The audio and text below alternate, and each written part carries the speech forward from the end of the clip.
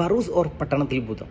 Negative കമൻറ്റുകൾ മാത്രമാണ് കഴിഞ്ഞ വീഡിയോയിൽ വന്നത്. ഏകദേശം 3 ലക്ഷത്തോളം ആൾക്കാർ കണ്ടിട്ടുണ്ട്. സോ അതിനകത്ത് ആ ഒരു വീഡിയോ അത് എഡിറ്റ് ചെയ്തതാണ്, ഞാൻ ചെയ്തതല്ല, വേറെ ആരോ ചെയ്തതാണ്. അത് ഞാൻ ജസ്റ്റ് റിയാക്ട് ചെയ്തെന്ന് മാത്രം. സോ അതിനകത്ത് ഞാൻ പറഞ്ഞത് പട്ടണത്തിൽ ഭൂതം എനിക്ക് ഏറ്റവും ഇഷ്ടപ്പെട്ട ഒരു മൂവിയാണെന്ന് മാത്രമേ ഞാൻ അതിനകത്ത് പറഞ്ഞിട്ടുള്ളൂ.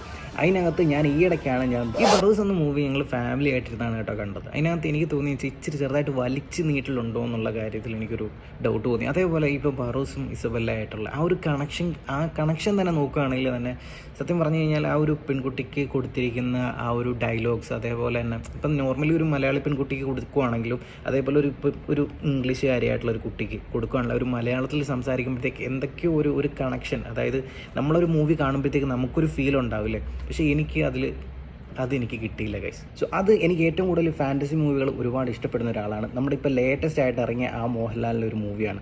മോഹൻലാൽ എന്ന് പറഞ്ഞ ഒരു വലിയ നടൻ ഇതിനകത്ത് അഭിനയിച്ചേക്കുന്ന ഒരു രക്ഷയില്ല. പക്ഷേ അതിനകത്ത് കൊടുത്തിരിക്കുന്ന ഗ്രാഫിക്സ്, ആനിമേഷൻ, അതേപോലെ ഡയറക്ഷൻ, അതിനകത്ത് സ്ക്രിപ്റ്റിൻ്റെ പ്രശ്നമാണോ എന്നൊന്നും ഒരു പിടുത്തമില്ല. പക്ഷേ അതിനകത്ത് ഞാൻ കണ്ടിരിക്കുന്ന ഒരു നമ്മൾ നോർമലി ഒരു ഡിസ്നി മൂവീസൊക്കെ കാണുന്ന നമ്മൾ ഇതേപോലെ ഒരു മൂവി ഇത്രയും ബഡ്ജറ്റിൽ ഇറങ്ങിയ ഒരു മൂവി കാണുമ്പോഴത്തേക്ക് ഒരു നിരാശ ഉണ്ടാക്കിയതിൻ്റെ ഒരു വീഡിയോ ആണ് ഞാൻ കഴിഞ്ഞതിൽ ഒരു പട്ടണത്തിൽ ഭൂതം എന്ന് പറഞ്ഞൊരു നോർമൽ മൂവി. ആ ഒരു മൂവി എനിക്ക് ഇഷ്ടപ്പെടാനുള്ള കാരണം എന്ന് വെച്ച് കഴിഞ്ഞാൽ അത് നോർമലി അതൊരു കിഡ് ബേസ് ചെയ്തിട്ടുള്ള ഒരു മൂവിയാണ്. ഇതും അതേപോലെ ഒരു കിഡ്സ് ബേസ് ചെയ്തിട്ടുള്ളൊരു മൂവിയാണ്.